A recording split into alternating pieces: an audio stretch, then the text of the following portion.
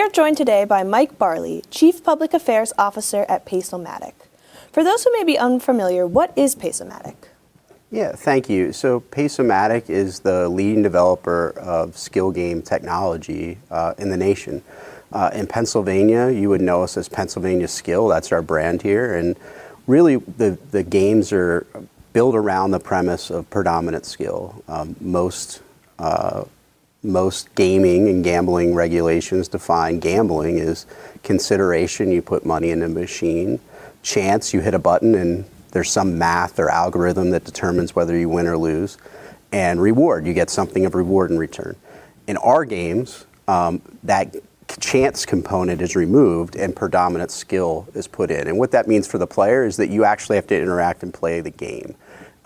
And we find that to be extremely popular. It is a legal game as ruled by, we've gone through plenty of litigation here in Pennsylvania and proven our game is legal. The Commonwealth Court issued a unanimous ruling. It is being appealed to the Supreme Court, but we're confident we'll be successful there as well. What differentiates a skill game from a slot machine?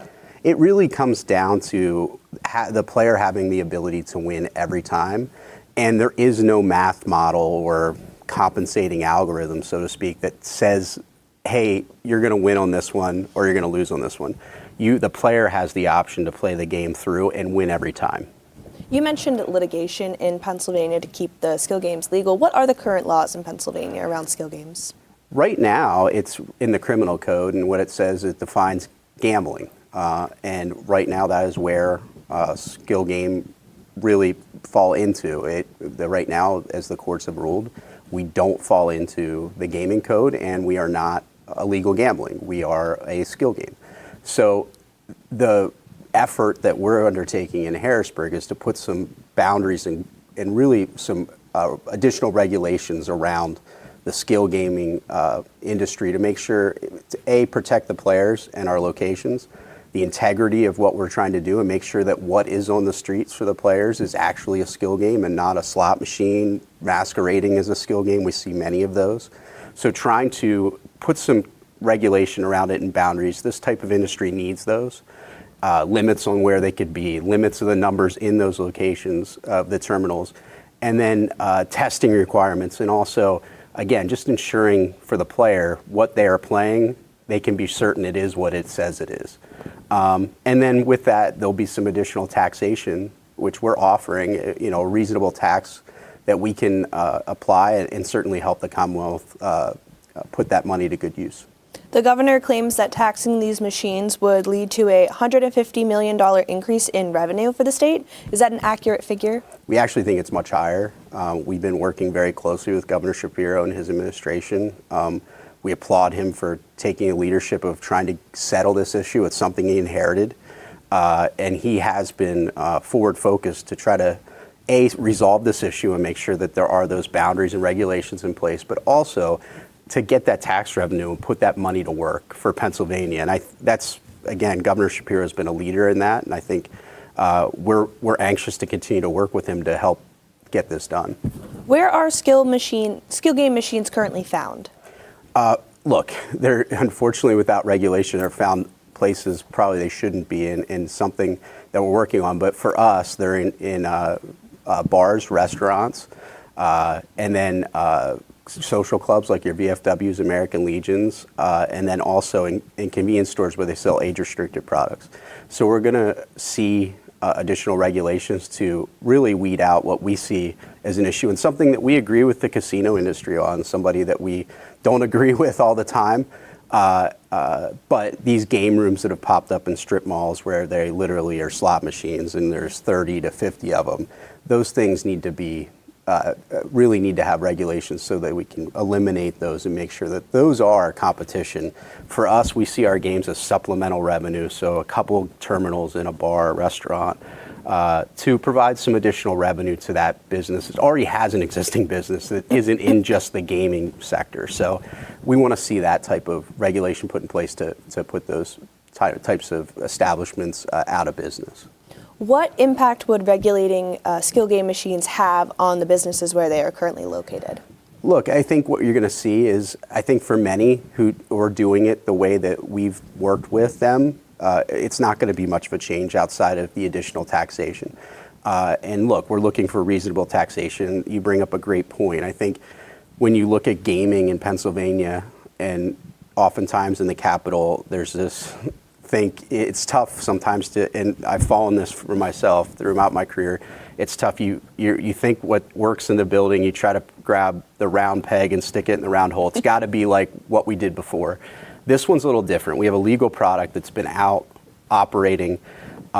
You're not able to just, you're trying to grab really the locomotive and by the caboose here and pull it back. So what you really need to do is work to get regulations to catch up to the industry. And I think if you set a tax rate that's too high, what you're going to see is people will not participate and or will, unfortunately, probably participate in illegal ways.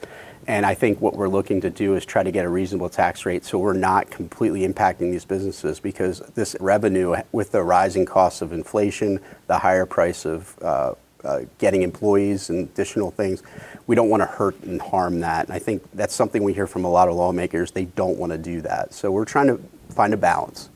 If skill games are regulated in Pennsylvania, where would that revenue that they bring in, what would that be used for? So from our perspective, we lead that to the great people in the legislature and certainly the governor's office.